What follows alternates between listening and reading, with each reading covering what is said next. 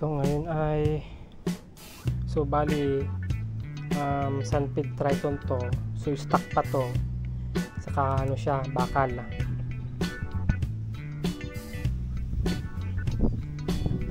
So hindi siya aluminum. So papalitan natin siya ng aluminum na gamit ay yung Ragusa 44mm. Yung pinaka bottom niya 44 yan eh.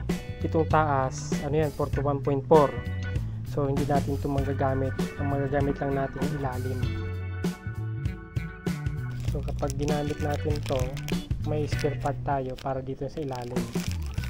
Aluminum siya, yung Ragusa aluminum yan, saka silk bearing na rin.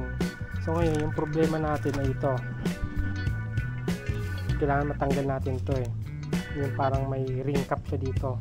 Kasi hindi siya sasakto dun sa binili na Ragusa. So hindi siya aakma dito. So linisin muna natin. So nilagyan ko na siya ng langis para madulas. Para madaling matanggal. Natatanggal na siya. I mean, gamit ka lang ng kutsilyo na maliit. Tapos ilalagay mo siya dito. Ganyan. Tapos pupukpukin mo lang dandahan para matanggal. Tanggal din. Ayan.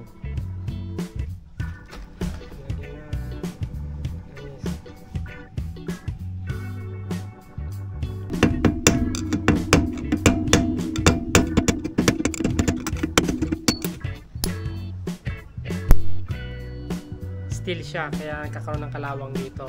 Stuck pa to eh. Kasi kalawang masyado. So lilinisan natin gamit itong panglinis ng kaldero.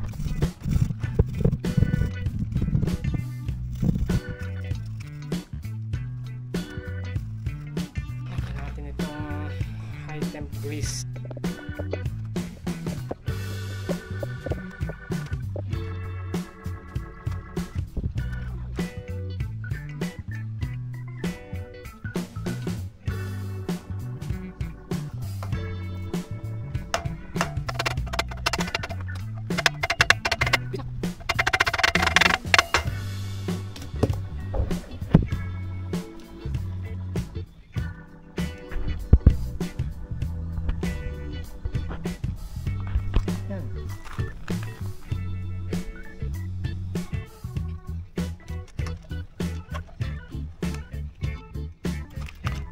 Mayroong konting allowance na pero okay lang. Tapos next ito, bibili tayo ng 41.4 at papalitan naman natin itong taas.